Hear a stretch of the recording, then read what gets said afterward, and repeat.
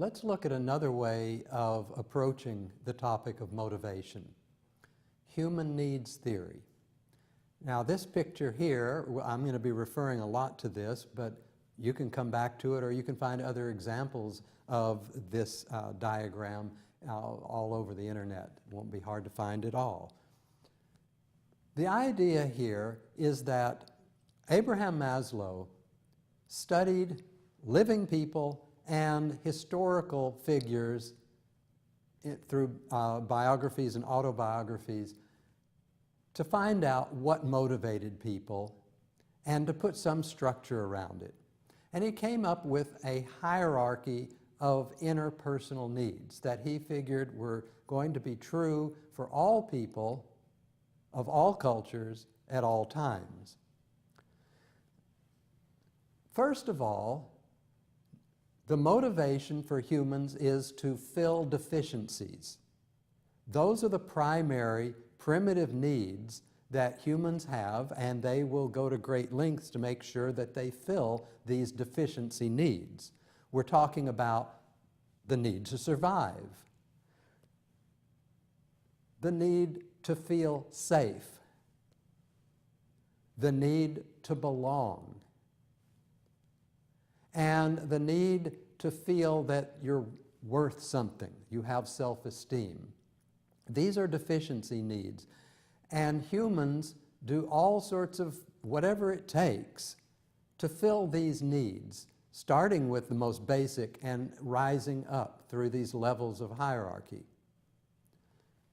Well, Maslow then realized there are some people who manage to get through all this, and then you might say, well, then what? I am safe, I do belong, and I do feel self-esteem. What's next? And the inner urges are to move on to another set of stages in this hierarchy where the needs are now for personal growth, not to fill deficiencies, but to move on to personal growth, which means achievement, the need to achieve, the need to develop a sense of aesthetics, the need to self-actualize, meaning a sense of being a complete, whole, useful person, full of integrity. So, what does it mean to be a teacher and subscribe to this theory? What would it mean in terms of how you approach your classroom and your individual students?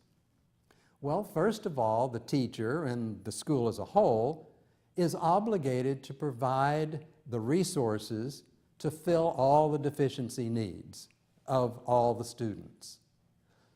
And what would that involve? Well, it would involve having very positive relations with students so that they felt welcome, they feel safe. Okay, now you're filling these basic needs. Building a sense of community so that everybody feels important. Everybody feels like they're contributing and they have some job, some role to play in the classroom environment.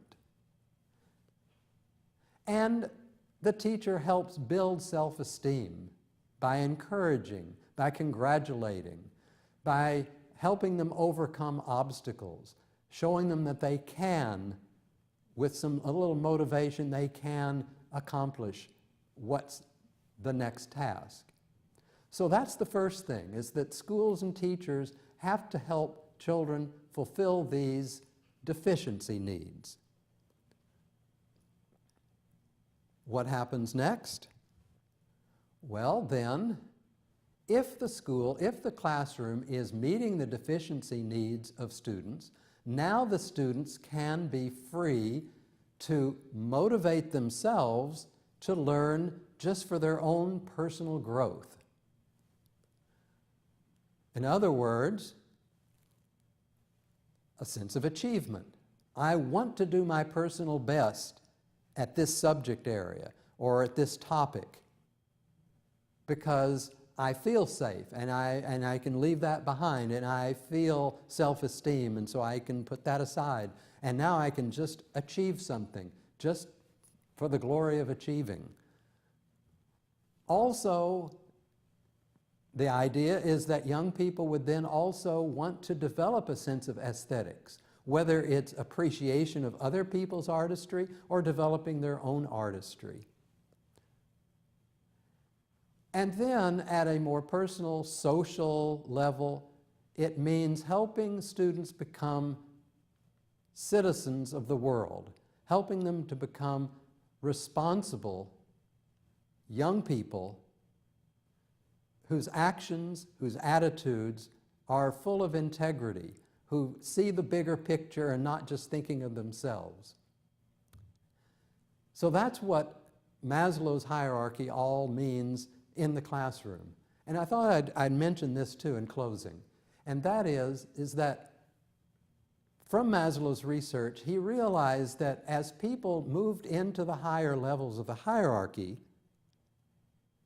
they could almost do without some of the lower levels anymore.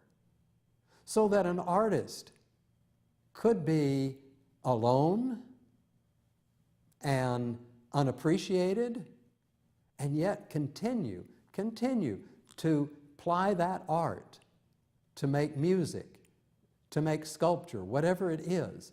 Because when you've reached a certain level and you're working beyond the deficiency needs, you may not even think about the deficiency needs and the fact that maybe they're not being fulfilled. It's okay, because you know who you are. There's a sense of self-actualization, self-motivation to move on, to move beyond, and to simply be. So that's a whole theory there, and it kind of conjures up what kind of tools you might use to bring a sense of motivation to students, depending on where they are in that hierarchy. So check over the supplemental materials and the questions and review this, and especially kind of memorize that graphic that you saw at the beginning, because it is the foundation of this whole theory. And I wish you the best in that.